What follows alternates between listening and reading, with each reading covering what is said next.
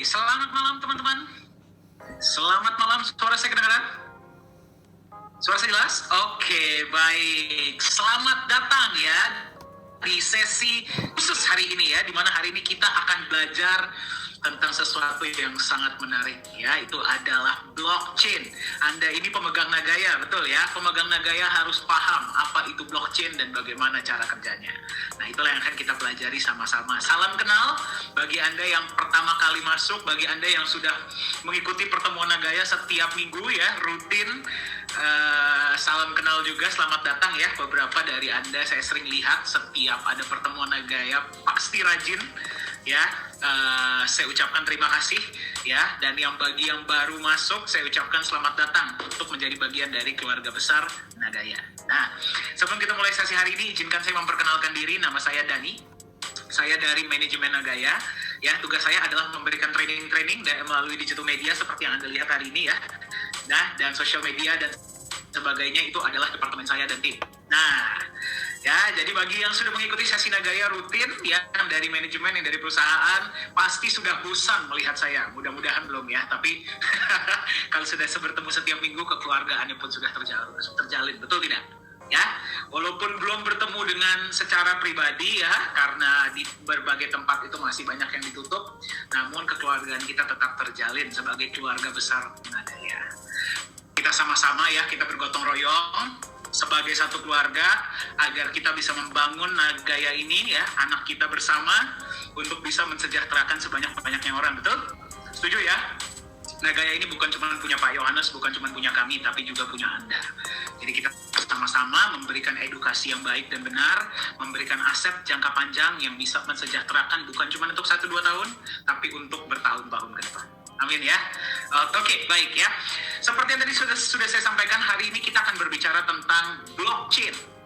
Nah, bagi Anda yang masih belum paham, yang mungkin sering mendengar, ya apalagi sekarang ini kan kripto ini kan lagi heboh, betul ya? Pasti Anda sering mendengar tentang blockchain, tapi mungkin Anda belum pernah lihat cara kerjanya itu seperti apa. Nah, jadi hari ini ya, saya sudah melihat beberapa dari materinya. Saya sarankan Anda siapkan kertas, Anda siapkan pen, dan siapkan kopi ya, karena hari ini materinya daging semua. Anda akan dikasih lihat blockchain itu cara kerjanya seperti apa ya. Jadi di banyak koin-koin lain Anda nggak akan dikasih lihat ini, tapi di Nagaya lah kita kasih lihat Anda langsung cara kerja blockchain itu seperti apa, dan kenapa blockchain itu sekarang sedang digunakan bukan cuma di cryptocurrency tapi juga di banyak industri ya. Seperti apa sih keamanannya, kenapa sedang sangat heboh. Nah, itu akan kita bicarakan sama-sama ya. Yang siap belajar tolong angkat tangan atau chat saya siap belajar hari ini. Coba saya melihat siapa saja nih. Oke, baik. Kalau begitu tanpa berlama-lama lagi, saya akan panggilkan ke depan pembicara kita hari ini, tamu kehormatan kita, yaitu adalah CEO dari Nagaya Technologies Private Limited, Pak Yohanes Chandra. Pak Yohanes, saya undang ke depan dulu ya. Selamat malam Pak Dani, selamat malam Bapak Ibu semua.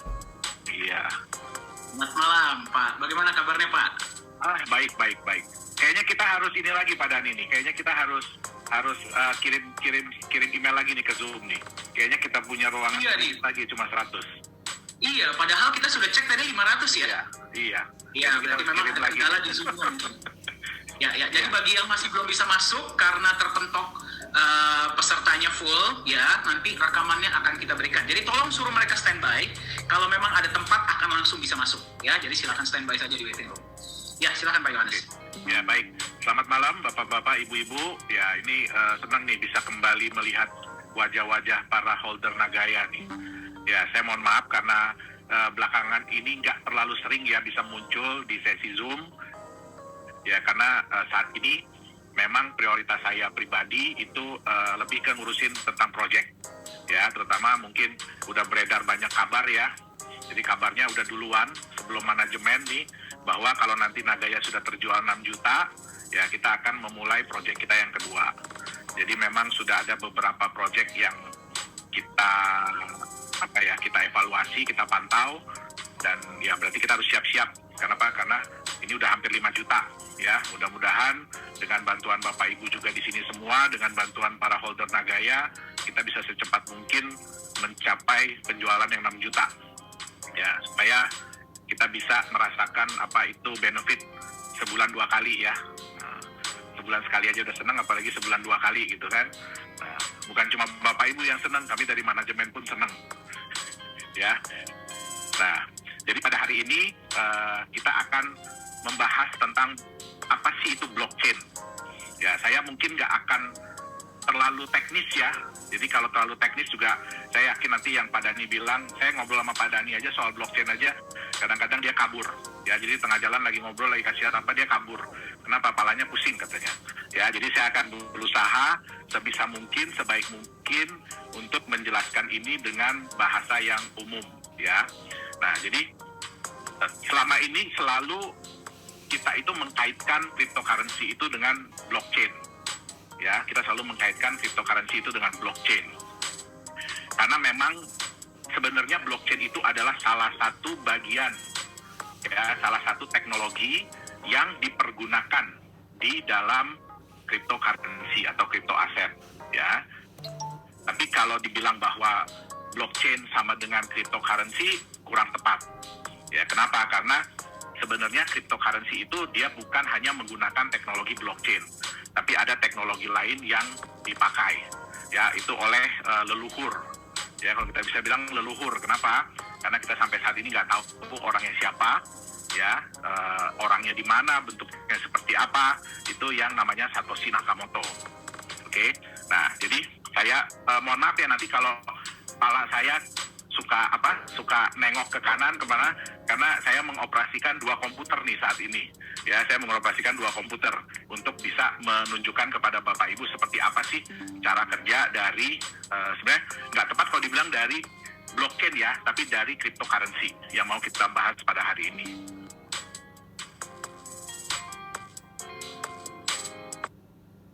Teruskan kebaikanmu untuk ke tanah suci tanpa ragu. Dengan akad wadiah dan mudharobah di 60 kantong jago syariah, nabung untuk umroh lebih tenang, lebih berkah. Daftar jago syariah sekarang.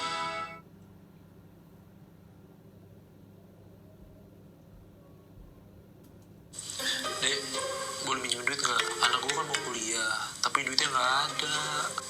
Banyak banget deh pasti. Mending cari pinjaman yang lain aja deh. Emang ada pinjaman yang cepet cair gitu? Terus sekali minjem duit langsung banyak gitu bisa? Ada dong. Aku laku. Bisa dapat limit hingga 15 juta.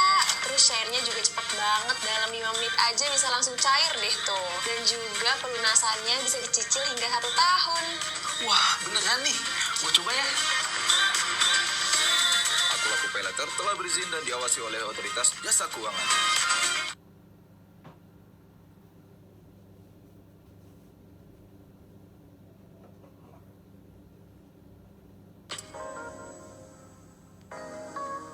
Oke, screen saya udah kelihatan? Udah kelihatan ya? Oke. Jadi sebenarnya teknologi yang dipergunakan oleh aset kripto ya, itu terdiri dari 3 hal pokok sebenarnya. Yang pertama adalah teknologi blockchain. Nah, jadi memang paling gampang ini disebut. Kenapa? Pertama, belum banyak orang yang tahu tentang yang namanya blockchain. Padahal blockchain ini sebenarnya sudah dipakai dari lama untuk membuat sebuah teknologi database, jadi penyimpanan data. Ya, tapi jarang disebut gitu, karena nggak pernah kita kalau bikin program untuk perusahaan, terus kita bilang ini teknologi database-nya apa, lalu kita bikin pakai blockchain gitu ya, jarang banget ya. Nah, jadi teknologi blockchain ini, kenapa nama blockchain yang diangkat?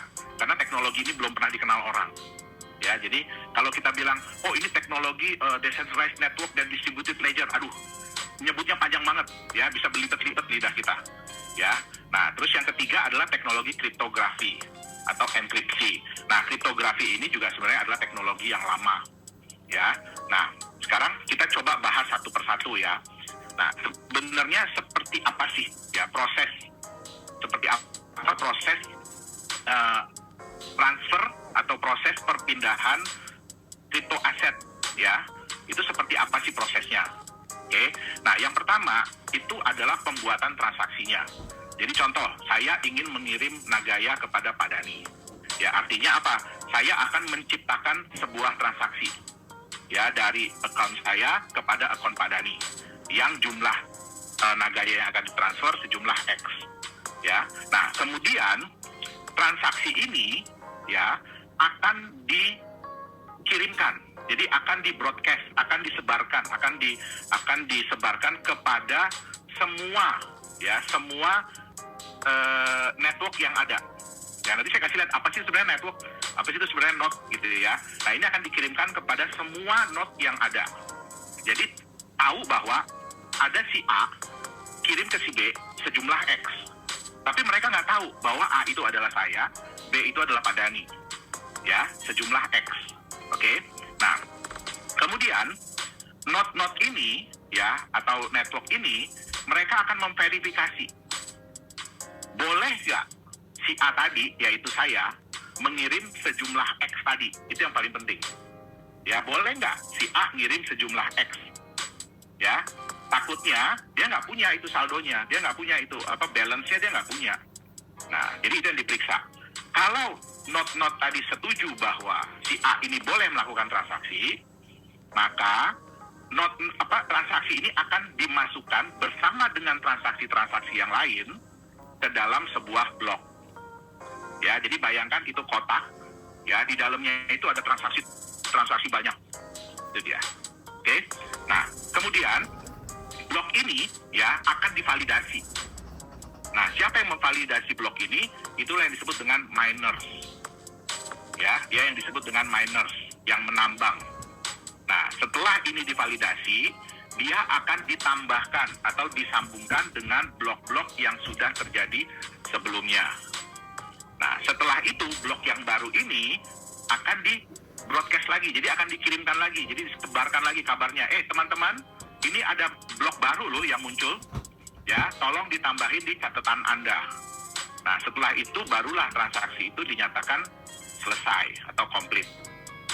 Ya, nah, sekarang kita lihat. Sebentar. Oke. Ya, sekarang kita lihat. Jadi ini adalah blok, ya, contoh blok 6. Oke, blok nomor 6 ini, ya, blok sebelumnya adalah blok nomor 5.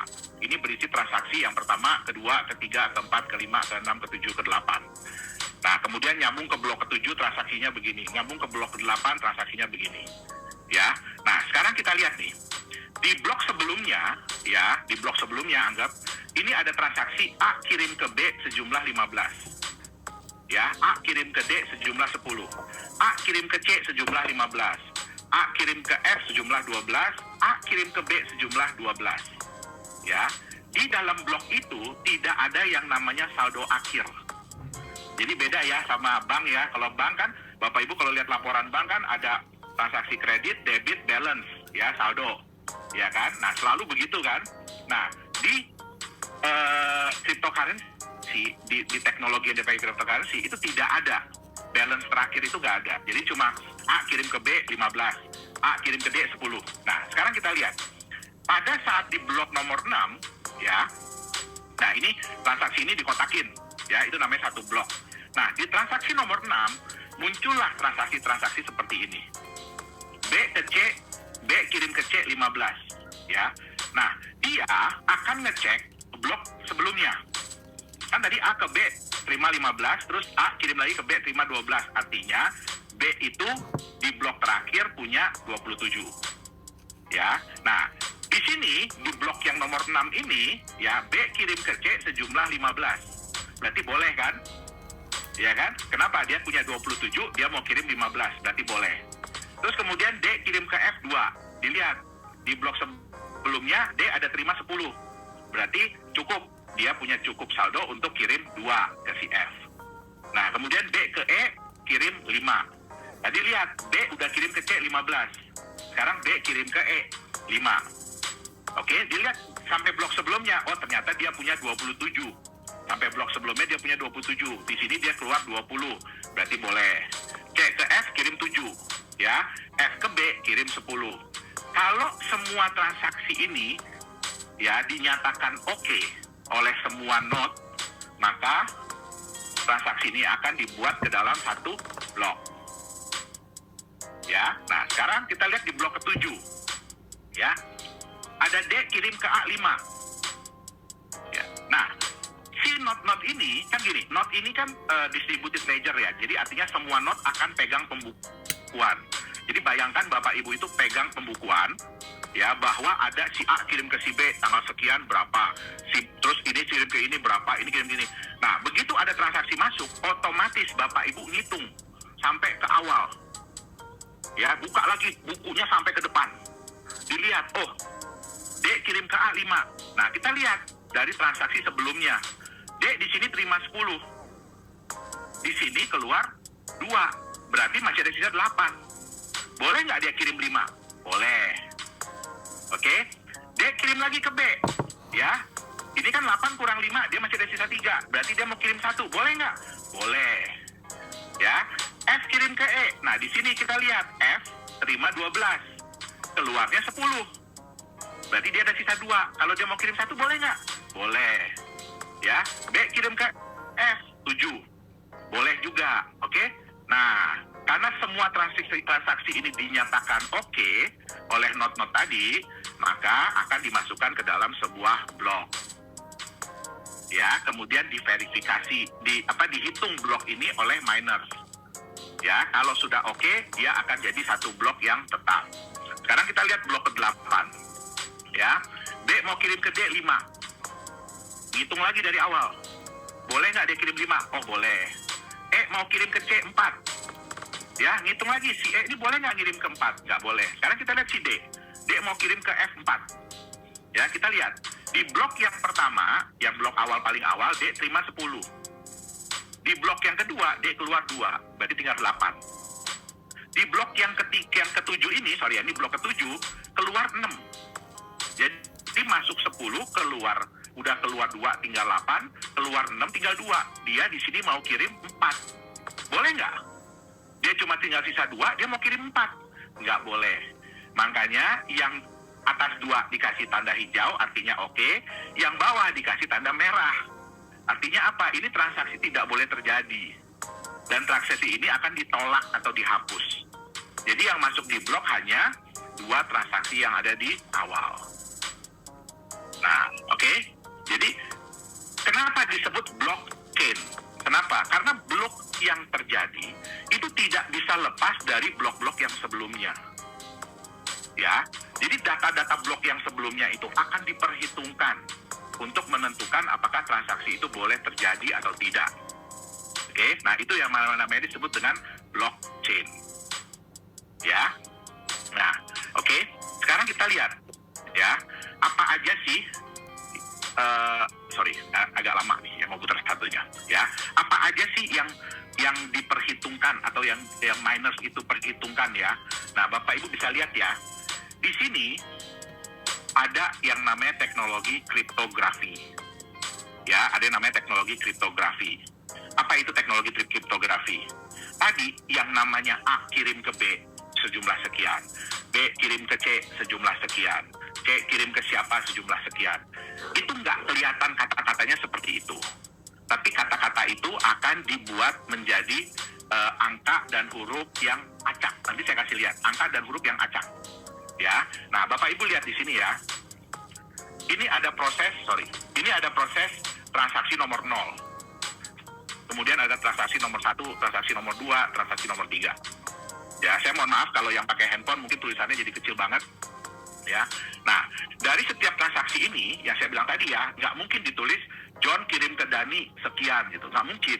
Nanti ketahuan dong kita siapa, ya nggak. Nah makanya dia dibikin dalam bentuk hash. Ya, jadi transaksi ini nanti ada saya kasih lihat ya, seperti apa sih transaction ID, bentuknya seperti apa sih gitu. Nah ini akan berbentuk sebagai hash.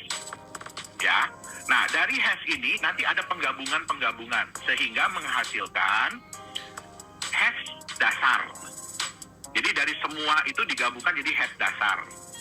Ya, nah kemudian, nah ini Bapak Ibu lihat ya, di sini ada namanya previous hash. Jadi setiap blok ini nanti menghasilkan namanya hash. Kode-kode nanti saya kasih lihat, tenang. Kalau belum lihat contohnya bingung pasti. Ya, akan menghasilkan hash. Nah, untuk menghasilkan blok yang berikutnya, hash dari blok sebelumnya itu dimasukin sebagai salah satu parameter. Nah, ini yang bikin Pak Dani kabur. Ya, ketika saya jelasin. Ya, tapi karena banyak teman-teman yang minta, tolong deh Pak jelasin apa itu blockchain. Oke lah, saya akan nyoba gimana caranya supaya Bapak Ibu di sini jangan kabur, ya, seperti Pak Dani. Oke? Nah, kemudian ada yang namanya nonce. Nonce ini adalah angka random, ya, angka random. Oke? Nah, kemudian ada timestamp. Timestamp ini artinya waktu yang waktu di mana blok ini terbentuk. Ya, jadi kalau ibaratnya ini formulir ini ada data-data transaksi, kemudian ada catatan transaksi sebelumnya itu hash-nya apa, ya, terus kemudian kapan terjadinya, jadi gini, dicap nanti ada capnya itu nonce, ya, kemudian kapan ini dicap, dikasih tanggal. Oke, nah sebenarnya ini sama nantinya dengan kita nyimpan emas. Kenapa? Kalau kita nyimpan emas, ya ini saya kasih contoh, ini baru dapat inspirasinya nih. Kita nyimpan emas, setiap kali kita nyimpan, itu ada nomor segel. Ya, ada nomor segel. Nah, nanti setiap kali kita buka nomor segel itu kita akan taruh bahwa segel terakhir nomornya berapa sebelum dibuka. Ya, terus kemudian masukin data apa, dan kemudian segel yang baru kita pasang itu apa. Nah, ini persis sama seperti ini. Ya, jadi di dalam blok ini harus ada yang namanya previous hash. Jadi ini kayak segel yang sebelumnya, ya, dipakai untuk menentukan segel yang baru. Nah, terus ke blok ke-12 juga sama, previous hash dihitung lagi. Nah, ini saya kasih lihat, ya. Ini Bapak Ibu bisa lihat ya. Ini contoh blok pertama. Blok pertama itu selalu hash-nya 000000000, itu selalu. Ya, itu namanya Genesis block. Kalau di kripto itu namanya Genesis block, artinya blok yang pertama kali muncul. Ya, blok 0, ya. Kalau di sini blok 1 lah dia tulisnya. Sebenarnya itu blok 0, ya. Nah, kemudian nanti dari blok ini ada keluar hash-nya setelah diproses oleh miners. Muncullah mungkin hash-nya 4D 9G. Ya. Nah, begitu di blok kedua, hash ini yang 4D 9G ini akan dipakai untuk menentukan hash yang baru, yaitu 1D 2A. Nah, 1D2A ini akan dipakai lagi untuk blok yang ketiga. Ya, 8F3P. Nah, dipakai lagi untuk blok keempat, 8F3P ini. Untuk 5P3J. Inilah yang menyatakan bahwa rantai blok tersebut bagus. Tidak terputus. Bapak Ibu bisa lihat ya, dari 4D 9G, yang berikutnya pun 4D 9G, begitu muncul 1D2A, dipakai lagi ke yang berikutnya, dan seterusnya. Itulah kuncinya. Jadi kuncinya itu apa? Dari previous hash ini. Ya. Nah, sekarang saya akan kasih lihat bentuk nyatanya kayak apa. Oke. Ya, sebentar. Saya rubah screen share saya ke sini.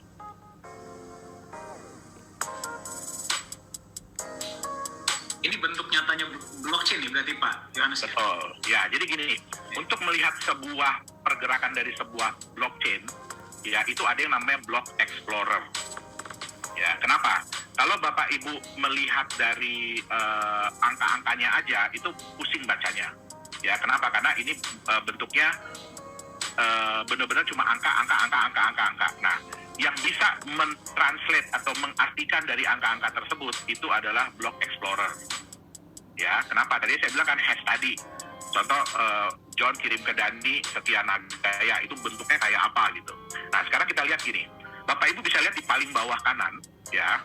Di paling bawah kanan, di sini, ya. Nagaya itu sudah terbentuk 691.561 blok. Ya. Nah, kalau kita mau ngecek nih, kapan sih pertama kali blockchain Nagaya ini berjalan? Ya.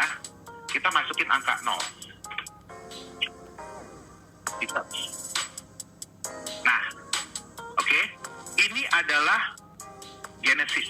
Yang saya bilang tadi, ini adalah blok pertama, ya, yang memulai dari blockchain dari Nagaya. Kapan terjadinya? 1 April 2018 jam 9 pagi lewat 9 menit lewat 9 detik. Jujur saya aja waktu ini terjadi saya kaget. Kenapa? Karena ini kapan terjadinya kita nggak bisa nentuin. Karena itu komputer yang hitung. begitu komputer ngitung, dia menemukan menemukan blok ini jam berapa ya, saya bilang begitu ketemu ditempel sama dia. Nih, saya ketemu jam sekian. Nah, itulah jamnya. Ya. Kalau 1 April 2018-nya itu karena kita jalanin. Tapi terbentuknya jam 9:09, nah itu kebetulan. Oke. Nah, sekarang kita lihat ya. Ini Nagaya blok. Nah, ini yang disebut dengan hash. Jadi blok 0 inilah hashnya, 0C7BB. Nah, ini adalah teknologi kriptografi yang menghasilkan tulisan-tulisan ini. Ya. Jadi bukan dibikin oleh saya bikin, oh ini tulisannya 0C7B, nggak bisa. Karena ini semua adalah dihitung oleh komputer. Ya, sekarang kita lihat. Ya. Sorry, saya salah. Mouse. Maaf ya, karena pakai 2 komputer saya jadi bingung mouse yang mana yang mesti saya klik. Oke. Nah, ini kita bisa lihat Bapak Ibu ya. Oke, nah ini ada hash. Ya, hash ini adalah yang terbentuknya kapan. Nah, confirmation ya. Nah, ini oke, nah ini yang saya bilang ya. Jadi pada saat blok ini terbentuk ya, dan kemudian blok pertama terbentuk, dia akan nyatet next block hash. Jadi blok berikutnya berapa? Ya, blok berikutnya itu berapa ininya? Nilainya? Ini A3CF, belakangnya CB0A gitu ya. Nah, sekarang kita balik. Ya, sekarang kita balik. Kita blok yang berikutnya, blok nomor 1.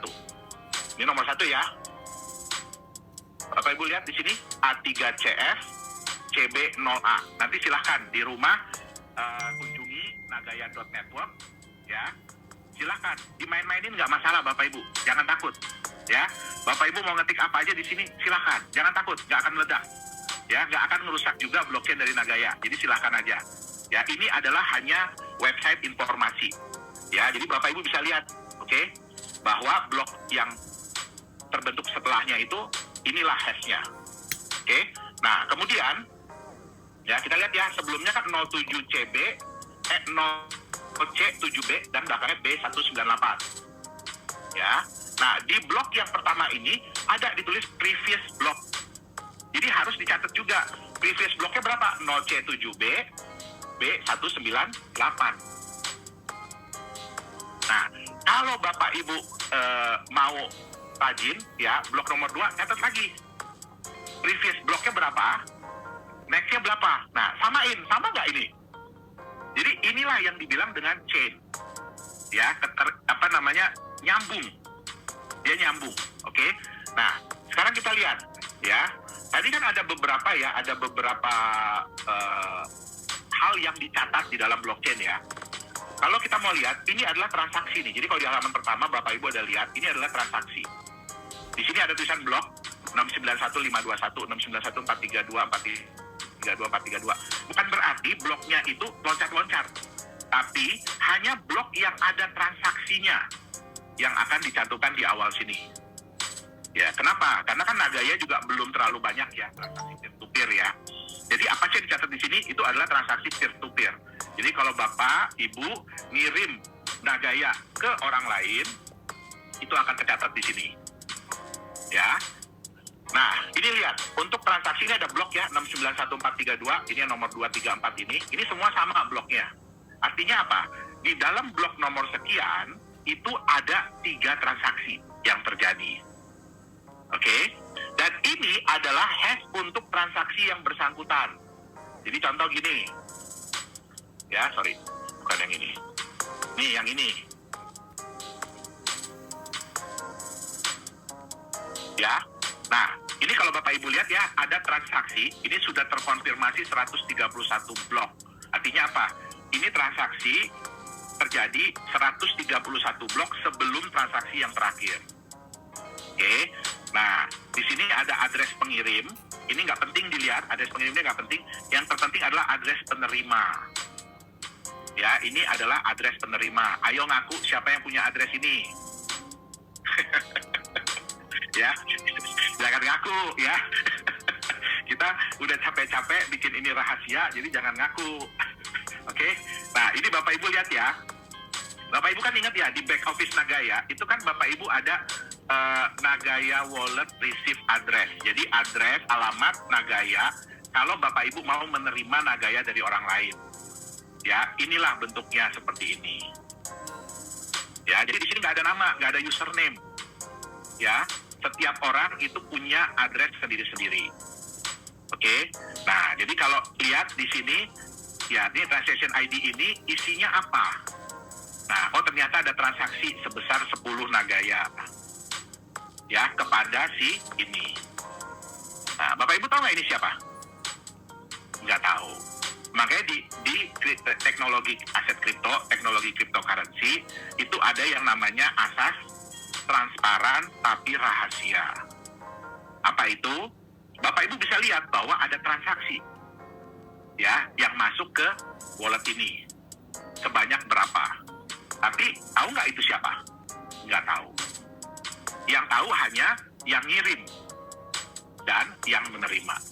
Selain itu nggak ada orang yang tahu. Ya, jadi disitulah, inilah yang namanya transparan tapi rahasia. Oke? Nah, sekarang ya ini bisa dilihat lagi. Ya, kalau kita klik mata ini, ya, nah ini bisa dilihat bahwa di blok ini, blok nomor 691.432 ini ada 3 transaksi. Oke, jadi ada transaksi yang tadi dan yang ini. Nah, ini berapa jumlahnya nih? Ya, ini ada yang transfer 1 Nagaya nih. Oke, ke alamat ini. Ayo coba, siapa yang ngaku? Ada nggak orangnya di sini? Yang punya wallet address ini coba diingat-ingat. Gitu. Ya, nah jadi ini adalah salah satu alat untuk melihat, ya, Explorer ini untuk melihat transaksi yang terjadi. Ya, kemudian blok itu benar apa enggak. Nah, inilah alatnya. Ya, nah jadi Bapak Ibu silahkan ya, yang mau browsing-browsing Nagaya Explorer ini silahkan. Ya, nah ini ada transaksi blok nomor 690.924, ini ada 2 transaksi. Nah ini ya, ini kapan terjadinya, itu ada semua. Nah ini kalau diklik ya, yang kayak tadi, blok sebelumnya ya hashnya 61198C17D, kita lihat blok sebelumnya. Ya, 61198C17D. Jadi itulah hash ini ya, kode-kode hash inilah yang membuat kita bisa ngecek ini sebenarnya bloknya benar nggak nih, keputus nggak nih, ya, atau kalau ada orang bilang dihack, itu ketahuannya dari situ semua, ya, bloknya itu nyambung nggak gitu. Jadi salah satu tugas juga dari tim kami, dari tim IT adalah untuk ngecek terus ini blok Explorer. Gitu loh. Jadi sehari kita kadang-kadang random cek berapa kali untuk ngelihat, ya. Walaupun blok itu nggak ada isinya ya. Contoh 691.563 ini blok terakhir yang terbentuk ya. Nah, ini nggak ada isinya, 0, semua 0, ya. Ini artinya apa? Ini blok tidak ada transaksi apa-apa. Tapi tetap blok itu akan terbentuk. Jadi walaupun tidak ada transaksi, blok itu tetap berjalan. Ibarat kata, mau ada penumpang, nggak ada penumpang, kereta tetap jalan. Ya, ini prinsip kereta luar negeri. Mau ada penumpang, nggak penumpang, jalan, nggak ada nunggu-nunggu. Itu dia. Oke? Nah, sekarang kita lanjut.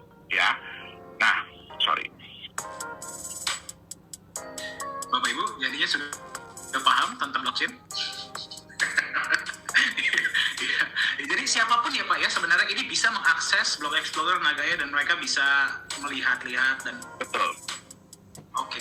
Ya, jadi bagi Anda yang ingin melihat Block Explorer dari Nagaya tadi kasih dari Pak Yohanes, silahkan masuk ke nagaya.network, betul ya Pak Yohanes ya? Betul. Di website kita juga ada di situ di paling bawah ya tulisannya Block Explorer. Iya, atau tinggal dari diklik. website paling bawah Block Explorer. Betul. Itu nanti akan diarahkan ke website Explorer dari Nagaya. Oke. Kan dari Bu Swita, Pak Yohanes. Nggak cukup untuk memahami semua materinya, perlu diulang-ulang lagi. Boro-boro Ibu ya, saya pun sampai sekarang masih perlu mengulang-ulang. Iya, silakan lanjutkan Pak Yohanes. Oke, ya. Nah, sekarang sebenarnya Bapak Ibu ya, apa sih teknologi ya? Sebenarnya apa sih teknologi yang membuat cryptocurrency atau crypto aset itu menjadi powerful, ya, menjadi sangat kuat, ya. sebenarnya bukan blockchain-nya, tapi teknologi distributed ledger dan decentralized network.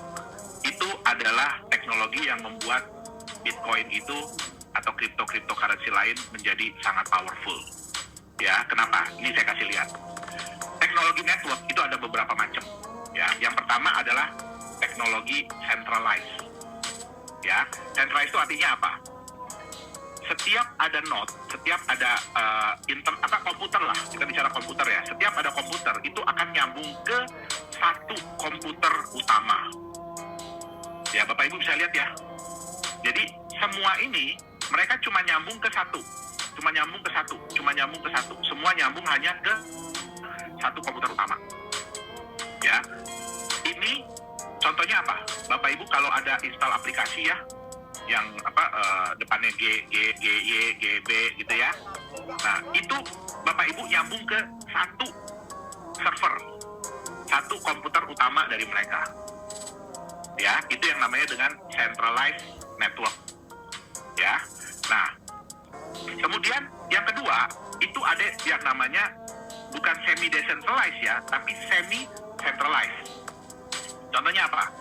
Ini ada komputer utama, dia bagi tugas kepada dua komputer yang lain.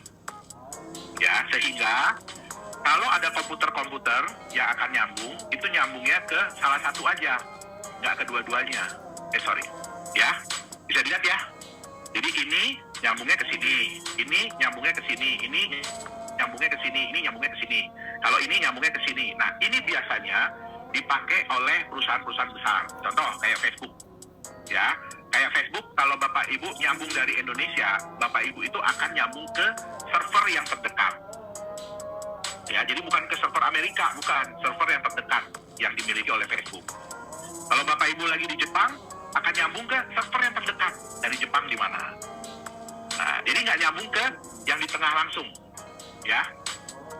Nah, itu istilahnya bagi-bagi kerjaan lah.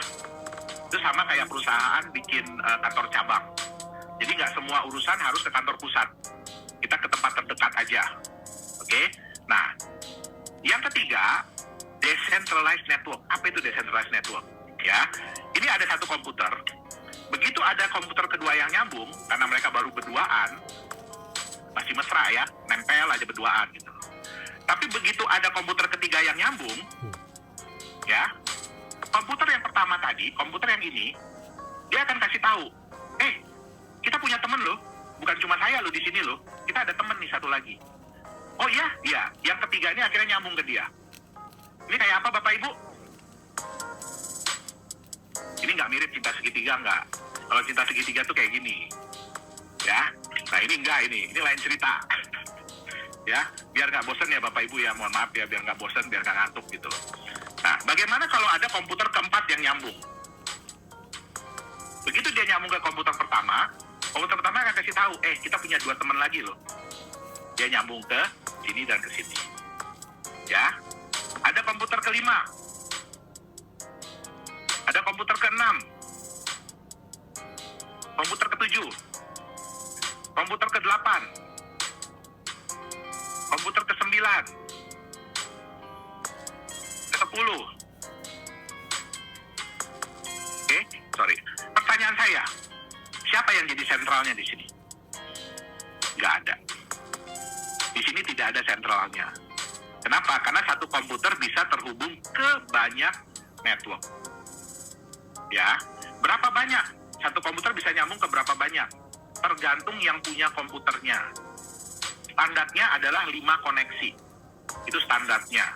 Tapi kalau kita mau bikin komputer saya mau sambung ke 100 komputer lain, bisa. Tapi ya Bapak Ibu harus ingat bahwa artinya bebannya lebih berat. Ya, internet kita bebannya lebih berat. Komputer kita juga bebannya lebih berat. Makanya harus dicari angka yang optimal, bukan maksimal, bukan minimal, tapi yang optimal. Ya, supaya apa? Komputer kita juga kerjanya bagus, nggak berat, ya kan? Tapi bisa menjamin desentralisasi dari sistem tersebut. Oke? Nah, kenapa dibuat seperti ini? Tadi saya bilang powerful ya. Kenapa dibuat seperti ini? Oke? Sekarang kita lihat. Kalau ini bentuknya seperti ini. Tadi ini apa namanya? Centralized ya. Nah, ini sentralnya. Kalau ada yang mau macam-macam, gimana caranya? matikan yang di tengah. Begitu mati yang di tengah, apa yang terjadi? Semuanya bingung mau nyambung kemana, betul nggak? Ya, semuanya bingung mau nyambung kemana. Ada komputer baru muncul pun bingung mau nyambung kemana. Karena komputer yang dipakai buat nyambung udah nggak ada, udah hilang. Nah, bagaimana dengan semi-centralized? Ya, tujuan ini dibikin buat apa sih? Kalau seandainya yang satu ini rusak, ya, yang 4 ini tahu, oh kita nyambung ke sini. Betul nggak? Tapi begitu yang ini rusak, udah bingung mereka mau nyambung kemana. Ya, artinya apa? Untuk semi-centralized, itu tetap walaupun komputer yang membantu banyak, tapi jumlahnya nggak segitu banyaknya gitu loh. Jadi kalau mau diserang, ya gampang. Ya, saya nggak mau bilang siapa yang nyerang ya. Saya nggak mau bilang siapa yang nyerang. Ya, tapi Bapak Ibu tahu siapa yang selalu berusaha untuk menjatuhkan crypto aset. Ya, makanya saya bilang gini, mereka tidak mungkin menghentikan sistem dari crypto aset, cryptocurrency. Nggak mungkin, karena desentralisasinya ini. Nah, bagaimana kalau yang begini? Tadi kan tahu ya, komputer pertama kan yang ini nih. Ya, sorry. Nah, komputer pertama kan yang ini nih. Ya, begitu ini dirusak, yang lain masih nyambung. Begitu ada yang baru, nah, oke, begitu ada yang baru lagi, nah, tadi saya kasih lihat ini ya, kenapa ini jadi, sorry saya lupa, ya. Kalau yang sistemnya begini, ya, database itu ada di mana sih? Yang nyimpen catatan transaksi ada di mana sih? Itu adalah di sentralnya yang ini tadi. Makanya kenapa kalau nyerang itu yang pegang database. Ya, selalu itu begitu. Kalau mau diserang yang pegang database. Begitu yang pegang database habis, ya udah, sistem itu udah nggak jalan. Ya, sama kayak begini. Begitu yang megang database habis, hilang, udah sistem nggak jalan. Nah, di crypto aset, di teknologi crypto aset, cryptocurrency ini, ya, ada satu kelebihannya, yaitu apa? Semua komputer tadi itu memegang catatan transaksi, blok-blok tadi dari awal sampai detik terakhir. Itu semuanya pegang. Nggak ada yang bilang, kamu nggak boleh pegang ya? Nggak. Semuanya pegang. Ya, makanya sini saya kasih semua warnanya berubah. Sehingga apa? Kalau yang pertama doang yang diserang, yang lain masih pegang data transaksi. Begitu ada yang nyambung, dia pun megang data transaksi. Begitu ada yang nyambung lagi, nah, pegang lagi data transaksi. Kalau di Nagaya, Bapak Ibu download ya, namanya Qt Wallet, itu Bapak Ibu artinya menjadi salah satu dari node ini. Ya, menjadi salah satu partisipan dari Decentralized Network Nagaya. Nah, itu Bapak Ibu begitu nyambung, Bapak Ibu akan lihat bahwa Bapak Ibu itu mendownload, ya, menyimpan data-data transaksi Nagaya dari awal sampai dengan terakhir. Itu dia, ya, dari awal sampai dengan terakhir. Nanti saya kasih lihat Qt Wallet Nagaya seperti apa, ya. Nah, kalau di Nagaya masih sedikit Bapak Ibu, jadi mungkin ngedownload itu sekitar 2 jam selesai, ya, kalau kecepatan internetnya lumayan oke. Tapi kalau Bapak Ibu ngedownload punyanya Bitcoin, itu di tempat kita aja yang internetnya bisa dibilang udah wow, itu butuh waktu 6 hari. Ya, komputernya nggak mati-mati. Dan itu besarnya sudah 240 GB. Ya, udah 240 GB itu kalau nyimpen lagu udah ratusan ribu, kalau nyimpen video udah berapa ribu video gitu ya. Nah, itulah dia. Oke? Nah, sekarang kita lihat. Ya, ini saya bilang tadi decentralized network. Ya, distributed ledger. Jadi ledger itu akan berjalan. Setiap kali ada transaksi yang terjadi, contoh tadi yang transaksi di ujung ya. Nah, dia akan kirim ke setiap node yang ada. Sehingga setiap node itu akan megang data transaksi yang sama. Ya, jadi nggak mungkin satu node megang transaksi beda dengan node lain, tidak. Mungkin ada keterlambatan sedikit. Kenapa? Karena dia matiin. Jadi kalau dia matiin ya, dia kan nggak dapat transaksi terakhir. Tapi begitu dia nyalain, ya, dia akan ngedownload lagi transaksi-transaksi yang dia belum punya. Nah, itu dia, ya. Jadi kehebatannya adalah di sini. Jadi begitu ada yang nyambung baru nih, dia nyambung, ya, dia akan dibagi. Dia akan ngedownload ledger tadi, catatan transaksi tadi. Nah, disinilah powerful-nya, ya. Kalau mereka mau mematikan crypto aset, cryptocurrency, mereka harus matiin internet seluruh dunia. Ya. Kenapa? Semua orang pegang catatan. Jadi sebenarnya crypto aset ini adalah teknologi backup data yang paling fenomenal. Biasanya kita kalau bikin program, kita backup data itu paling ke mirror server ya. Jadi server yang kita pakai khusus untuk nyimpen data itu paling 2, 3, 4. Paling banyak ya 10 aja udah luar biasa. Itu berarti udah datanya data-data yang sangat-sangat penting gitu ya. Nah, sampai di backup ke 10 komputer gitu loh. Nah, ini lebih hebat lagi. Ya. Bitcoin itu sudah mungkin ada sekitar hampir 1 juta node. Artinya ada 1 juta komputer yang menyimpan data Bitcoin. Dari awal sampai sekarang. Itu dia, ya. Jadi kalau mau dimatikan, ya udah cari itu satu-satu komputernya, rusakin. Itu istilahnya gitu loh. Oke? Nah, sekarang tadi kita lihat ya, banyak yang bilang gini, Pak, data itu kan bisa ditemper, Pak. Betul. Ya. Kita bisa merubah data. Tapi dengan sistem yang dipakai oleh crypto aset ya, Bitcoin dan lain-lain termasuk Nagaya, sulit. Bukan berarti nggak bisa ya, tapi sulit sekali untuk mentemper data. Kenapa? Yang pertama, tadi Bapak Ibu lihat ya, di sini hash yang awal nyambung, 4D 9G, 4D 9G, ya, di 1D2A nyambung. Begitu ada satu aja transaksi yang dirubah, ya, di suatu blok, itu nilai hashnya pasti akan berubah. Nah, begitu yang ini dirubah sama mereka, ya mereka berusaha untuk merubah yang ini, blok berikutnya kan udah nyimpen previous hash tadi, 1D2A. Ya kan? Karena kan yang dirubah kan cuma yang ini. Ya kan? Mereka mau merubah yang ini nih. Kenapa? Kalau Anda mau merubah transaksi, Anda nggak bisa merubah yang terakhir, percuma. Anda harus merubah dari yang tengah-tengah atau dari yang awal. Itu dia. Kayak tadi, misalkan si C, ya, si C tadi kan yang nggak boleh transaksi. Wah, udah deh, saya di blok nomor sekian saya bikin seolah-olah saya terima berapa ratus gitu. Nggak bisa, dia cuma rubah di belakang, nggak bisa, dia harus rubah di tengah-tengah. Ya, nah begitu dia rubah di tengah-tengah, berarti yang di tengah-tengah ini akan berubah nih. Sedangkan blok yang ini kan udah terbentuk. Dia udah nyimpen data bahwa previousnya adalah 1D2A. Begitu ini ditemper, chain-nya pecah, chain-nya rusak.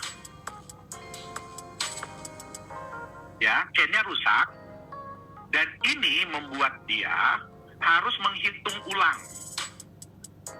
Dia harus menghitung ulang lagi. Kenapa? Karena ini harus disamain dari 5U3Z, ya. Dari 5U3Z ini, dia harus samain lagi, ini 5U3Z, nanti ini berubah lagi.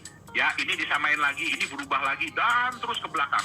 Ingat kata saya tadi ya, blok itu terjadi bukan hanya pada saat terjadi transaksi, tapi terjadi terus-menerus.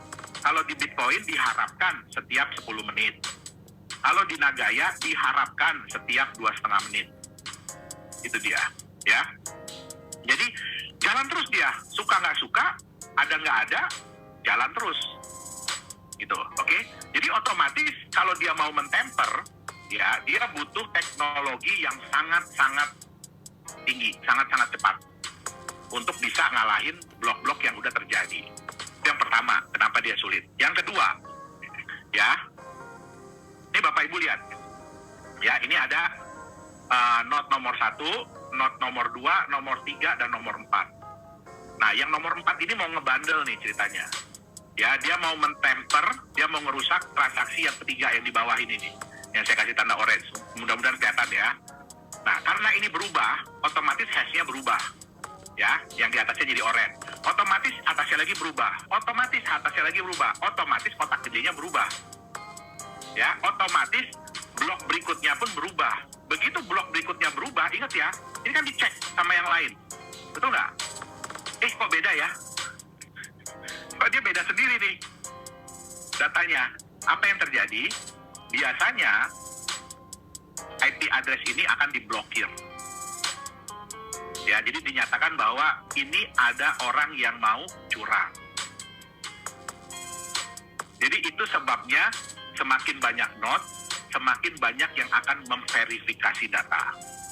Bukan menghitung ya, beda. Kalau menghitung itu miner. Yang memverifikasi itu adalah pemegang ledger. Walaupun dia nggak ngitung. Tapi kan dia punya pegangan, dia punya catatan. Saya ini bandel nih, saya mau ngerubah. Ya, Pak Yons, ngecek bukunya. Ini beda loh ini. Ya, terus Pak Robert, sorry, saya sebut yang kelihatan aja di sini ya. Pak Robert, beda juga nih. Pak Samuel, ini juga beda nih. Ya kan, Pak Sarbini, ini juga beda ini. Nah, ya udah, apa yang terjadi? Akhirnya saya punya komputer diblok oleh network. Apa yang diblok? IP address-nya. Ya, jadi kalau dia mau nyoba lagi, dia harus cari IP address lain. Nyoba lagi cari IP address lain. Nyoba lagi cari IP address lain. Ya, nah itu menjadikan lebih sulit. Ya, bayangkan blok berikutnya udah kebentuk lagi yang di atas, dia ditolak lagi. Blok berikutnya, ya kan, dia nyoba lagi, ditolak lagi. Karena beda, semua udah beda. Depan beda, belakang beda. Gitu loh, ya. Kalau bapak ibunya beda, anak-anaknya pasti beda. Jadi itulah kenapa blockchain itu katanya tidak bisa, sangat sulit untuk ditemper ya Pak Yohanes ya? Betul, sangat mustahil untuk ditemper. Tapi bukan berarti nggak bisa. Ya, bukan berarti nggak bisa. Tuh ya istilahnya. Betul. Oke, nah itu terjadi seperti ini. Ya. Nah, sekarang kita lihat tadi. Ya, kan tadi ada istilahnya node ya. Jadi semua yang ada di sini itu memegang ledger. Nah, sekarang kita lihat gini. Siapa sih yang jadi miner? Apa sih yang dibilang miner gitu ya? Miner itu adalah komputer yang mendedikasikan diri. Bukan hanya menyimpan database tadi, bukan hanya nyatet. Tapi mereka mau menghitung transaksi. Ya, menghitung blok itu. Nah, sehingga nanti apa? Sorry, belum masuk ke situ. Sorry, maaf. Ya, oke. Tadi yang bintik-bintik ini apa sih? Ya nggak? Yang bintik-bintik banyak ini apa sih? Itu kan node ya. Node itu sebenarnya apa? Node itu sebenarnya adalah core atau Qt wallet. Ya, itu adalah dompet penyimpanan. Sebenarnya, ya, core atau Qt wallet. Nah, apa sih core dan Qt wallet itu? Ya, core atau Qt wallet ini adalah wallet yang memiliki, tadi saya bilang ya, dia nyimpen database penuh. Jadi dia nyimpen data nih, dari awal blok itu berdiri, udah terjadi transaksi apa aja, ya kan? Dia nyimpen semuanya. Jadi dia harus nyimpen semua data blockchain tersebut. Dan fungsi-fungsi yang memang didedikasikan untuk cryptocurrency tersebut. Nah, ciri-cirinya ya, yang pertama, core atau Qt wallet itu dia hanya bisa menyimpan single currency. Artinya apa? Dia cuma bisa nyimpan satu currency aja. Contoh, core Qt walletnya Bitcoin ya hanya bisa nyimpan Bitcoin. Nggak bisa nyimpan Ethereum, Doge, nggak bisa. Ya. Qt wallet Nagaya hanya bisa dipakai untuk menyimpan Nagaya saja. Nggak bisa dipakai nyimpan yang lain. Oke? Nah, terus kemudian dia ledger keeper. Ya, dia nyimpan database. Nanti saya kasih lihat. Terus kemudian dia multiple connection. Ya, jadi kalau cuma dia nyambung ke satu server atau satu IP, mohon maaf, itu bukan Qt wallet. Ya, nanti kita bisa kasih lihat gimana cara ngeceknya. Oke, nah kemudian dia bisa menciptakan address. Jadi kalau Bapak Ibu lihat gini ya, kalau di wallet Bapak Ibu, ya di wallet di website ya, itu kan ada Nagaya receive address ya, wallet receive address. Itu nggak pernah berubah. Kenapa? Karena itu bukan Qt wallet. Itu adalah web wallet dari Nagaya. Jadi saya kasih tahu bedanya apa.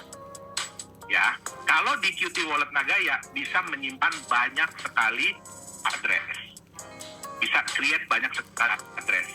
Nah, terus kemudian di core Qt wallet ini dia memiliki public dan private key. Kalau semua ini ada, barulah dia bisa dibilang sebagai core atau Qt wallet. Ya. Nah, sekarang saya kasih lihat bentuknya seperti apa sih, ya.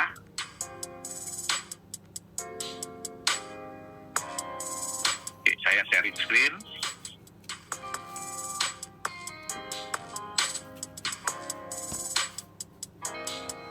Oke, apakah kelihatan Nagaya Wallet?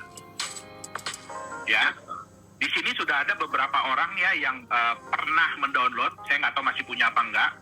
Ya, contohnya Pak Rindu, ya, terus kemudian Pak Ribenson, ya, itu pernah saya downloadin Qt Wallet dan saya pernah kasih lihat bagaimana prosesnya. Ya, mudah-mudahan masih ada. Ya, nah, jadi Nagaya Wallet ini hanya bisa di-download di PC atau laptop, nggak bisa di handphone.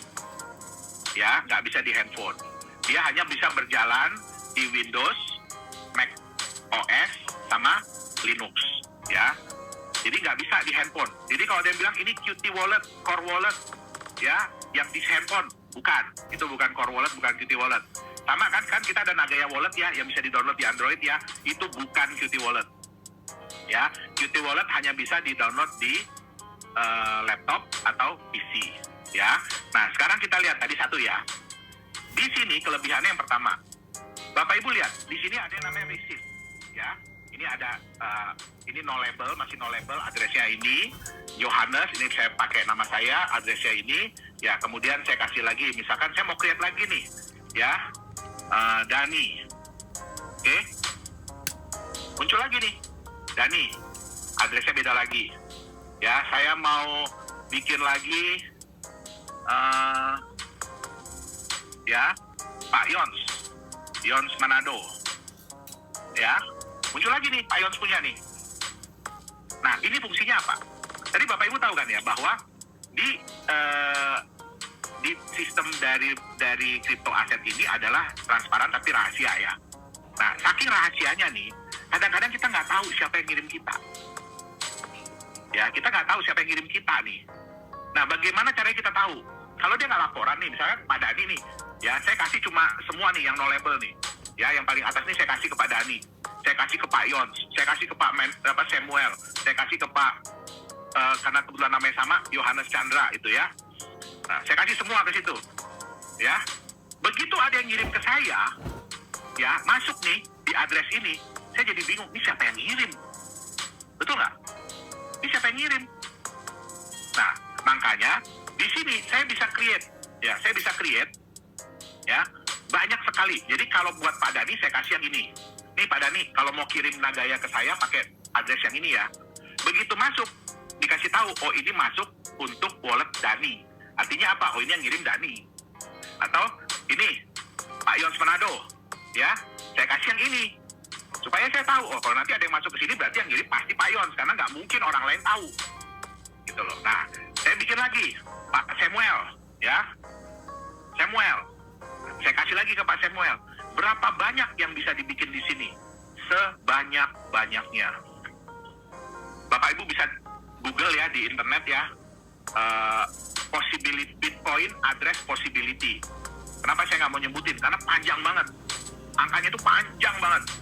Setiap manusia di dunia, itu kalau setiap orang pegang wallet begini, mereka bisa create, kalau saya nggak salah, 1 juta miliar wallet address. Satu orang. Penduduk dunia ada berapa? 8 miliar. Dari 8 miliar itu, setiap orang masih bisa create 1 juta miliar wallet address. Ya, nah ini yang pertama. Oke, sebanyak-banyaknya. Bapak Ibu tahu ya, di Nagaya holder kita ada 37.000. Ya, berarti di satu wallet Nagaya yang dipegang oleh perusahaan itu ada 37.000 address. Ya, dan itu tidak akan berhenti. Oke, jadi berapapun bisa di-create. Yang pertama tadi ya, jadi dia bisa meng-create multiple address. Yang kedua, ya, Bapak Ibu lihat di sini, number of connection 4. Artinya apa? Artinya wallet ini, komputer saya sedang terhubung dengan 4 wallet yang lain. Dengan 4 wallet yang lain. Ya, dengan 4 komputer yang lain. Oke. Nah, tadi dibilang apa? Kan tadi multiple connection ya, berarti ini sudah salah satu syarat. Oke. Yang berikutnya, dia memiliki fungsi penuh dari sebuah blockchain. Ya. Nah, di sini saya kasih lihat. Di sini ada yang namanya konsol. Ya. Silakan dicoba-coba, tapi ada beberapa fungsi. Kalau ini masih kosong ya, silakan coba-coba. Tapi kalau udah ada isi, hati-hati. Ya. Nah, ini contoh. Saya masukin di sini ya, help ya. Ini adalah list perintah-perintah yang bisa kita jalankan melalui wallet ini. Ya. Contoh, saya mau tahu saya punya wallet ini nyambung ke IP mana aja ya? Get peer info. Berarti komputer saya lagi nyambung ke IP 46101, 1386886, 178.128 dan seterusnya. Ya. Nah, terus saya mau tahu lagi ya, misalkan ya, saya mau tahu lagi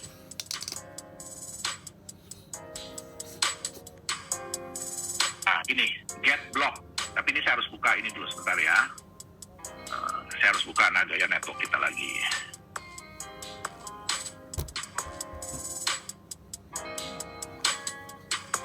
Ini untuk melihat apakah benar sih ya saya punya wallet ini memang benar-benar menyimpan database. Ya. Nah, ini saya kasih lihat sebentar ya. New share. Oke. Share.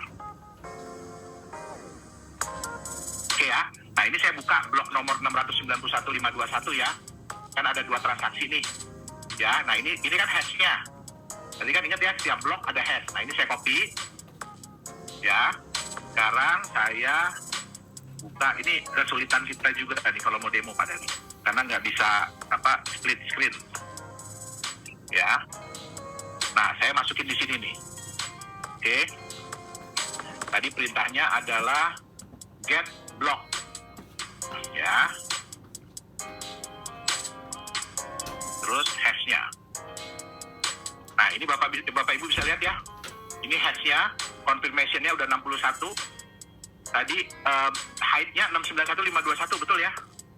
Nah, terus kemudian ada 2 transaksi ya. Ini satu. Nah, kemudian ada previous block hash sama next block hash. Nah, ini kalau kita copy, ini kan next ya. Berarti nanti angkanya 691.522 height-nya. Ya. 691.522. Ini enggak, data ini itu ada di komputer kita, bukan ngambil dari internet. Jadi walaupun internet kita matiin, kita jalankan konsol ini data-data itu tetap keluar. Berarti data itu disimpan di setiap desktop itu ya? Betul. Berarti tidak terhubung dengan internet? Tidak. Berarti beda komputer nggak bisa menyimpan data yang sama? Sama, karena nanti pada saat kita nyambung, kan komputer itu saling memberikan data, update data. Saya punya data yang terakhir nomor sekian loh.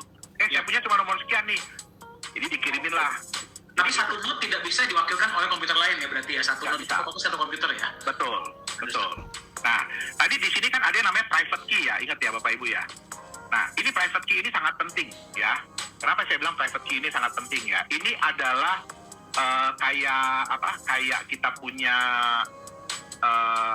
kunci berangkas. Ini yang paling penting, ini kita punya kunci berangkas. Jadi setiap address ini itu ada private key-nya. Ya, contoh. Ya. Ini saya ambil yang Pak Samuel ya, saya copy. Saya mau keluarin nih. Ya, saya mau keluarin private key dari addressnya Pak Samuel ini ya. Nah, tadi saya balik lagi ke konsol. Ya, itu perintahnya dump private key. Nah, ini adalah private key dari wallet yang tadi saya kasih label Pak Samuel. Kalau ini ketahuan orang, private key ini ketahuan orang, diambil, kemudian dia masukin ke walletnya dia, itu bisa diimport. Key ini bisa diimport. Maka seluruh balance, seluruh saldo yang ada di balance di addressnya Pak Samuel ini akan pindah jadi punya orang itu. Ya, ini sebabnya harus hati-hati Bapak Ibu. Private key ini sangat sensitif. Kalau ada yang bisa ngambil data kita ini, artinya dan dia klaim ya, dan dia punya wallet, artinya semua kita punya koin akan berpindah ke dia. Ini harus hati-hati. Oke? Nah, sekarang saya akan kasih contoh ya. Saya akan kasih contoh seperti apa sih peer-to-peer ya, peer-to-peer transfer. Ini Bapak Ibu lihat ya, balance-nya masih 0 ya. Unconfirm-nya 0, oke. Nah, saya akan pakai komputer yang satu lagi untuk ngirim. Bentar ya. Oke, saya share screen yang ini. Oh, ini walletnya belum saya buka tadi. Oh iya, belum saya buka.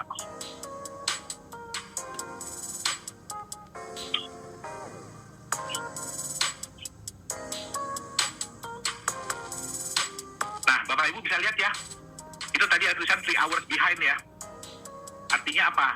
Wallet ini ketinggalan database selama 3 jam terakhir. Makanya dia ngedownload dulu. Ya, nah ini kita lihat ada nyambung ke 4 juga. Ya, ada nyambung ke 4 connection. Oke. Nah. Ya, sekarang tadi saya mau kirim ya. Ini kebetulan saya udah save. Jadi saya mau kirim ke addressnya.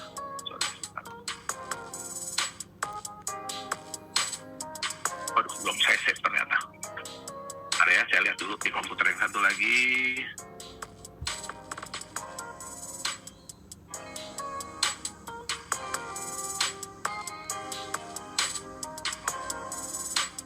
Oh, sebentar. Mohon maaf, ada kesalahan teknis. Jadi inilah cara kerja QT Wallet dari Nagaya ya, bagi Anda yang sedang. Iya. Berarti Pak Yohanes, ini sambil menunggu, Iya. berarti QT Wallet Nagaya ini cara kerjanya sama persis dengan core wallet dari Bitcoin. Sama persis. Sama persis. Sama persis, betul. Cuman bedanya memang QT Wallet ini khusus untuk Nagaya. Betul. Nah, jadi kalau core wallet itu memang khusus untuk Bitcoin. Betul. Oke, berarti kalau koin-koin yang memiliki QT Wallet adalah koin-koin yang memiliki blockchain sendiri pastinya ya, Pak Yohanes? Betul, betul. Jadi kalau yang punya QT Wallet itu berarti mereka punya blockchain sendiri. Oke. Bentar ya. Berarti harus di-copy dulu dan kemudian address tersebut dimasukkan ke dalam QT Wallet tadi ya Pak Yohanes ya? Betul. Oke. Saya udah copy, tapi kok nggak ke itu tadi.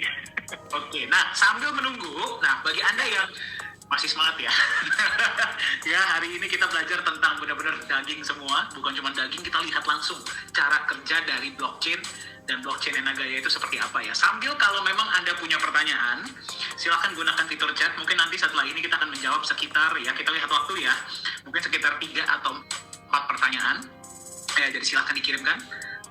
Kita nanti akan diskusi sama-sama. Pak Yohanes, kalau udah ketemu kabarin ya. Kalau nggak saya mau cek. Oke, udah. Oke, Ya, baik. nah Silakan. ini saya akan kirim ya tadi ya ke alamat ini nih. Ini yang Yohanes ya. Nah, ini saya kirim misalkan contoh 5 nugget ya. Oke, are you sure? Yes. Ya. Nah, ini saya password. Jadi harus di password ya Bapak Ibu ya. QT Wallet itu ya bukan berarti ada di komputer kita terus terserah aja gitu. Ya, aman lah komputer kita ya, udah saya iniin, udah saya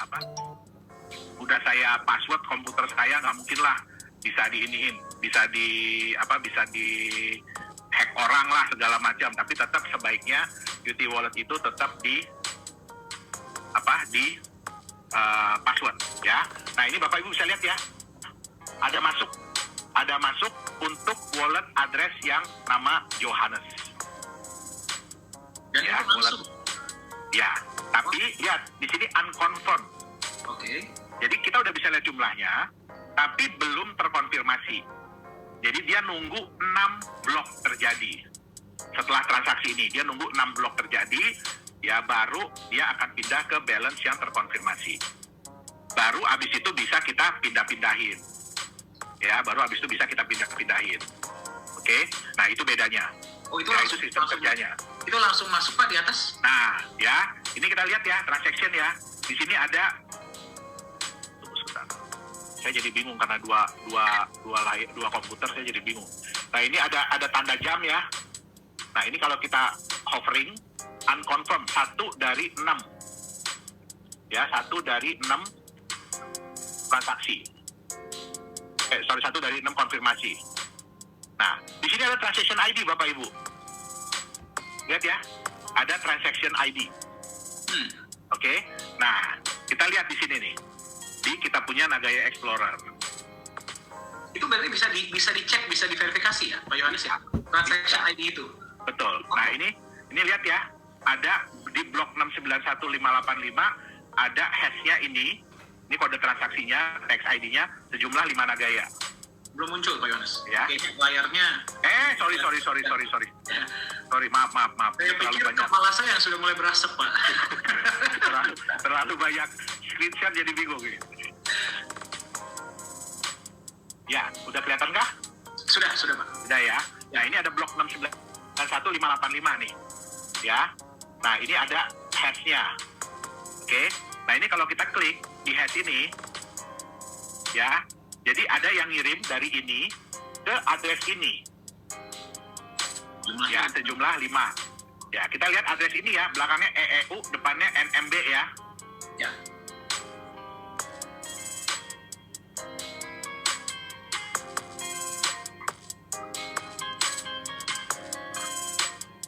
Lihat, yang Yohanes EEU, belakangnya, depannya NMB. Wow.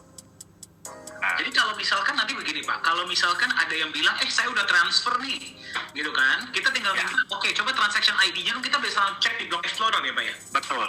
Wow. Jadi kalau Bapak Ibu, ya kalau ada yang bilang, Pak, saya udah transfer nih, atau Bu, saya udah transfer ke wallet Bapak Ibu, gitu ya. Nah, minta aja transaction ID. Ya, jadi kalau kita lihat di sini ya, ini contoh ya, transaction. Kan tadi ada transaction ID ya. Nah, ini ya ada transaction ID, kita tinggal copy. Ya, sorry. Kita tinggal copy. Kemudian kita masukkan di Nagaya Explorer. Oke, kita masukin di sini. Ya, search. Sorry, dari depan deh. Ini soalnya tadi udah kebuka. Ya, jadi dari depan, ya, kita masukin di sini. Oke, search. Nah, ini kelihatan. Wow. Recipient address. Yang paling penting adalah recipient address. Kalau recipient address ini bukan address yang Bapak Ibu punya, artinya dia bohong. Itu dia. Oke? Nah, kenapa? Yang nerima ini nggak mungkin bohong. Address ini nggak mungkin bisa sama. 2 orang, 3 orang punya address yang sama. Itu nggak mungkin. Ya, setiap Itu orang pasti penerima berbeda. ya, Pak Yohanes ya? Resipien itu Betul. penerima ya? Penerima, Itu betul. address itu yang mengirim? Yang mengirim. Nah, yang mengirim ini bisa berbeda-beda. Belum tentu sama dengan address yang benar-benar dimiliki oleh orang tersebut. Jadi yang paling dilihat adalah resipiennya. Itu yang paling dilihat. Ya, mungkin Bapak Ibu ada yang gini, wah ini bisa di tracking Pak katanya Pak. Betul, kenapa? Ini tinggal diklik aja, input address, diklik. Ya kan, nanti kelihatan dia pernah nerima dari mana aja, diklik. Nah, itu nanti bisa di tracing, tapi ya butuh waktu. Ya, butuh waktu dan butuh tenaga untuk nge-trace beginian gitu loh. Ya. Nah, sekarang saran saya adalah Bapak Ibu silahkan download Qt Wallet Nagaya. Itu linknya ada di website kita ya. Di website kita di paling bawah itu ada Nagaya Wallet ya, Qt Wallet namanya. Ya, nah itu silahkan di-download. Tapi ya, saya ingatkan bagi Anda yang mau menggunakan Qt Wallet ini, semua resiko ada di tangan masing-masing. Kenapa? Anggapannya begini, ya. Qt Wallet ini adalah safe deposit box Anda di rumah, berangkas Anda di rumah. Ya, artinya apa? Kalau orang mau ngambil Nagaya Anda, dia harus ngambil komputer Anda. Ya, atau private key tadi yang saya bilang. Jadi harap dijaga Qt Wallet ini baik-baik. Dengan cara apa? Ya, dibuat password. Ya, dibuat password. Ya, di sini ada yang namanya encrypt wallet. Di setting ada encrypt wallet. Ya, masukin password. Tapi tolong passwordnya jangan lebay. Ya, jangan sampai Anda sendiri juga pusing. Kenapa? Kalau sampai ini tidak bisa dibuka, tidak bisa Anda lupa nih passwordnya ya, berarti Anda nggak bisa kirim-kirim Nagaya lagi kemana-mana. bahkan saya sendiri pun yang membuat wallet ini, saya nggak bisa bukanya. Itu saking amannya. Jadi bahkan yang membuat sendiri pun tidak bisa membukanya. Karena ada beberapa enkripsi yang itu tidak bisa di-reverse. Jadi nggak bisa dibalik. Itu dia. Salah satunya adalah untuk password ini. Jadi tolong yang pertama dibuat passwordnya. Tapi tolong diingat benar-benar passwordnya apa. Karena kalau sampai lupa, artinya Nagaya itu selama-lamanya tidak bisa lagi diakses. Itu yang pertama. Yang kedua, kalau ini brankas, ya berarti Bapak Ibu harus jaga baik-baik brankas ini, ya. Ini ada yang namanya backup wallet, ya. Nah, backup wallet ini artinya apa? Bapak Ibu menyimpan data wallet ini, ya, di backup. Kasih nama, misalkan Nagaya, ya, tanggal berapa? Sekarang tanggal 27/10/21, gitu ya. Nah, hasil backup ini jangan disimpan di komputer yang sama. Kenapa? Kalau komputer rusak, komputer yang nge-hang, ya berarti sama aja bohong, semuanya ikut hilang datanya, betul nggak? Nah, jadi simpanlah mungkin di flash flash disk atau apa, tapi yang aman, ya. Karena ini benar-benar brankas, ini benar-benar brankas rumah. Jadi kalau hilang brankasnya atau nggak bisa dibuka, nggak bisa, ya udah berarti Nagayanya selama-lamanya terkubur di dalam. Ya, jadi jangan nanti minta tolong ke Pak Dani atau ke saya atau ke tim IT kita, tolong dong Nagaya QT Wallet saya dibuka. Nggak bisa Bapak Ibu. Ya, bahkan Satoshi Nakamoto pun kalau disuruh nge-hack Bitcoin walletnya Bapak Ibu yang udah keblok ke apa, itu nggak bisa. Ya, atau yang saya bilang tadi, key-nya, private key-nya itu disimpan. Jadi private key itu bisa disimpan di dalam kertas, bisa di print gitu ya. Nah, itu aja. Kalau nggak tadi backupnya atau private key-nya tadi itu disimpan dengan baik-baik, dijaga bener-bener. Ya, apalagi kalau nanti Nagaya udah $1.000, $10.000 harganya ya. Nah, itu udah dijaga baik-baik walaupun itu kertas. Ya, tapi itulah hidup kita gitu loh. Ya. Kenapa? Karena banyak orang yang bilang begini, oh saya pegang private key Bitcoin, ada berapa juta private key gitu ya. Jadi saya bilang ya, kemungkinan setiap orang itu bisa meng-create 1 juta miliar wallet address. Berarti ada juga 1 juta miliar private key untuk satu orang. Dikali 8 miliar orang, berarti itulah kemungkinan private key yang bisa dibikin oleh Bitcoin. Ya, artinya kalau Anda bisa pegang 1000 private key aja, wah itu hebat banget tuh. Dan semuanya benar, wah itu hebat banget. Ya, nah jaga baik-baik. Maksudnya gini, pergunakan wallet ini dengan kesadaran masing-masing, dengan tanggung jawab masing-masing. Ya, kenapa? Kalau juga misalkan udah kekirim ke sini, perusahaan udah nggak bisa ngapa-ngapain. Ingat, ini adalah brankas Anda. Jadi ibaratnya Nagayanya udah masuk ke brankas Anda. Ya, kalau ada apa-apa dengan brankasnya, ya kita nggak bisa ngapa-ngapain. Oke, jadi harap gunakan dengan bijaksana, dengan hati-hati. Dan yang satu lagi, kalau disimpan di sini, ya nantinya ya nggak dapat benefit. Karena kita nggak tahu ini siapa yang megang, betul nggak? Kita nggak tahu ini QT Wallet siapa punya, kita nggak tahu. Kayak Bapak Ibu kalau taruh rupiah di rumah, apakah dapat bunga deposito, dapat bunga bank? Enggak. Ya, jadi kita memberikan banyak sekali pilihan. Ya, Bapak Ibu untuk menyimpan Nagayanya. Waduh, mohon maaf Pak Dani, saya kelewatan dari waktu yang diberikan oleh Pak Dani. Saya lanjut lagi aja deh. Saya lanjut dulu ya. Teman-teman masih semangat ya, masih semangat Pak Yohanes. Kita ada 100 di sini, terus kemudian di keluarga besar dan di Telegram grup lainnya masing-masing ada 70 lebih, 80, dari total sekitar 250 peserta yang sedang menyaksikan. Wow. Anda berada, selamat malam ya. Masih semangat. Oke, mohon maaf ya buat yang di Telegram, yang di apa, mungkin tadi udah berusaha masuk di sini. Ya, nanti kita akan urus lagi ini dengan Zoom, karena udah kita urus kemarin ternyata masih begini lagi. Oke, jadi saya lanjut gini ya. Nah, oke. Tadi Bapak Ibu udah tahu ya bahwa ada yang namanya QT Wallet, Core Wallet. Nah, itu adalah wallet sesungguhnya dari sebuah crypto aset. Ya, itu wallet sesungguhnya dari sebuah crypto aset. Di mana QT Wallet, Core Wallet ini akan berkoneksi satu sama lain. Ya, jadi mereka bukan sendiri-sendiri, bukan cuma nyambung ke satu tempat. Nah, oke.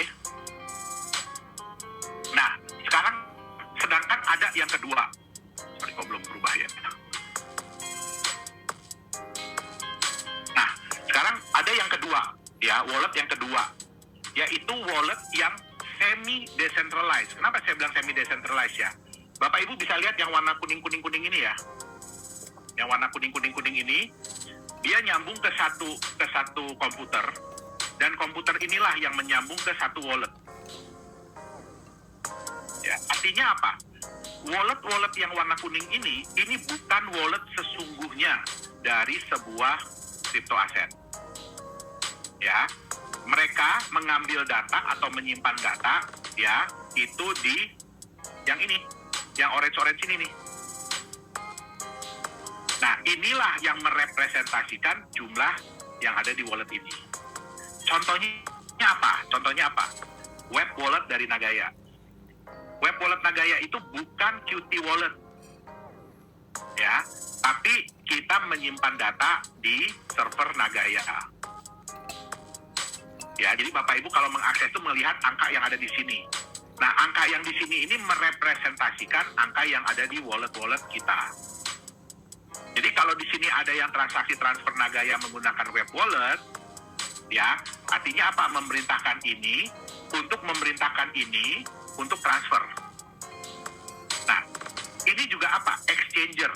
Jadi Bapak Ibu kalau pakai Indodax, Pintu, segala macam, ya, itu bukan wallet asli dari Bapak Ibu, bukan wallet yang Qt wallet. Ya, tapi itu adalah wallet yang melambangkan jumlah kita punya crypto aset di Indodax yang ada di server yang ini. Ya, jadi bukan yang ada di wallet yang sebenarnya. Nah, kebanyakan gini, orang bilang gini, wah Pak, kita dengar nih, ya, exchanger ini dihack, ya, exchanger ini kripto asetnya hilang gitu ya, entah itu beneran hilang atau enggak, kita juga nggak tahu ya, klaim mereka kan, karena kita nggak tahu datanya, ya, klaim mereka, ya kan. Nah, biasanya dihack yang di sini, bukan yang di sini. Tadi kan Bapak udah lihat ya, ledger itu sangat sulit untuk dihack, sangat sulit untuk ditemper. Nah, yang dihack itu yang di sini. Berarti sekarang tergantung dari keamanan yang ada di sini. Ya. Nah, banyak nih yang bertanya sama kita, Pak, Nagaya itu keamanannya seperti apa? Ya, mohon maaf Bapak Ibu, kita nggak bisa kasih tahu. Ya, kita nggak bisa kasih tahu Bapak Ibu keamanan kita kayak apa. Sekarang kalau Bapak Ibu ditanya orang, Bapak Ibu rumahnya seaman apa? Saya pasang CCTV 7, adanya di sini. Saya punya anjing 2, saya punya ini. Itu namanya sama aja ngajarin maling. Ya enggak? Nah, makanya mohon maaf, bukan kita nggak mau, kita nggak bisa buka soal begituan Bapak Ibu. Ya, kita nggak mau ngajarin, itu dia. Ya, tapi kami selalu berusaha untuk mengamankan dengan cara yang terbaik, dengan cara yang terkini. Nah, ya, jadi mohon maaf kalau ada yang nanya, mohon maaf kita nggak bisa jawab. Gitu. Sama kayak Bapak Ibu kalau ditanya, bagaimana nih, tokonya pakai apa aja nih biar aman gitu kan? Bapak Ibu coba tanya ke bank, ini pakai apa sih itunya biar aman nih banknya, biar nggak dirampok orang gitu kan? Kalau mereka bisa sebut sih hebat. Ya, jadi ya mohon maaf sekali lagi, ya, bukan kita nggak mau, tapi itu juga demi keamanan dan kenyamanan kita semua. Itu dia, oke? Nah, jadi ini harus dibedakan ya antara core wallet dan Qt wallet. Core wallet, Qt wallet, dan web dan mobile wallet. Ya, selain itu ada lagi yang namanya hard wallet. Mungkin Bapak Ibu pernah tahu yang modelnya kayak token ya. Nah, itu juga hard wallet. Jadi banyak sekali tipe wallet. Tapi wallet utama itu adalah core atau Qt wallet. Itu adalah wallet asli, native wallet dari sebuah cryptocurrency, dari sebuah crypto aset. Oke.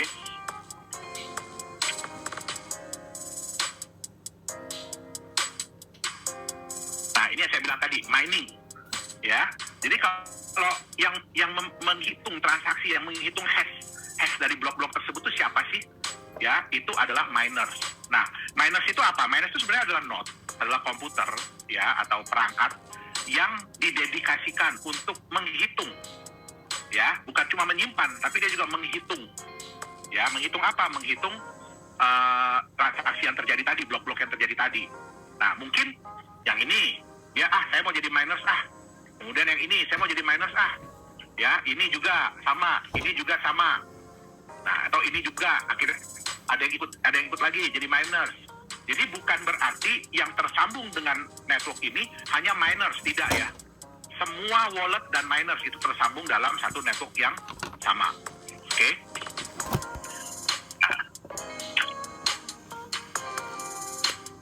Nah, sekarang kita lihat ya, apa sih yang sebenarnya dihitung oleh miners? Sebenarnya miners itu tebak-tebakan. Mereka itu tebak-tebakan cepet-cepetan. Menghitung apa? Ini, angka random ini nih, yang disebut dengan nonce. Mereka menghitung ini, setiap blok itu nanti ada nonce-nya beda-beda. Nah, itulah yang mereka hitung. Ya, jadi mereka beda-beda nebak ya nih, kayak gini, sorry. Saya kasih lihat yang punya Nagaya, lihat dari sini aja deh. Jadi Bapak Ibu, tadi pas kita lagi persiapan materi, saya sempat tanya sama beliau, Pak, nonce itu artinya apa? Beliau bilang nanti ikuti aja sesinya, nanti akan saya ceritakan. Nah benar, baru diceritakan sekarang saya. Iya, Pak Dhani mau ngeduluin. Mau nyontek saya. Oke. Nah ini ya, Bapak Ibu bisa lihat ya, ini nonce. Ya, jadi blok nomor 6668945 itu nonce-nya sekian, angka nonce-nya ya. Nah, blok yang sebelumnya beda lagi angkanya ya. Blok yang sebelumnya beda lagi angkanya ya. Blok yang sebelumnya. Nah, jadi komputer-komputer ini, ya, miners ini, ngapain sih mereka? Ya, mereka itu berusaha untuk menebak angka nonce ini berapa sih? Angka nonce yang muncul untuk blok ini tuh di angka berapa sih? Itu semua nggak ada yang tahu karena semua menggunakan perhitungan algoritma matematika, ya. Jadi bukan saya yang bikin. Ini mah Pak Johannes aja nih bikin 1 miliar angka disusun gitu ya. Nanti orang suruh nebak-nebak. Bukan. Kita aja untuk menjalankan minersnya Nagaya ini ya kita pakai alat dan alatnya yang ngitung, bukan saya yang ngitung, gitu loh. Ya, jadi itulah yang ditebak oleh para miners, ya, angka nonce ini yang ditebak. Nah. Oke, saya balik lagi. Nah, untuk setiap blok nih, jadi kalau ada yang ketemu nih, ya, kan misalnya ada tadi ya 5 miners atau 10 miners gitu ya, ada yang nebak duluan nih angka nonce-nya, sehingga menghasilkan hash ini gitu ya. Nah, dia akan dapat yang namanya reward. Oke? Reward per blok, ya, reward per blok.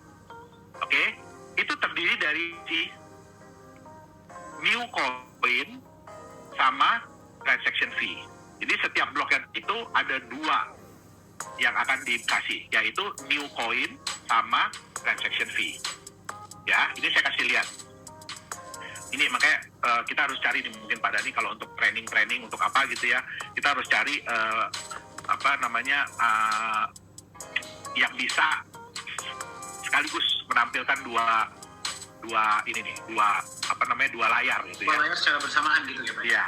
Ya. Nah, oke, kita akan ambil yang ada transaksinya aja ya, biar Bapak Ibu bisa lihat. Oke. Nah, ini ada transaksi.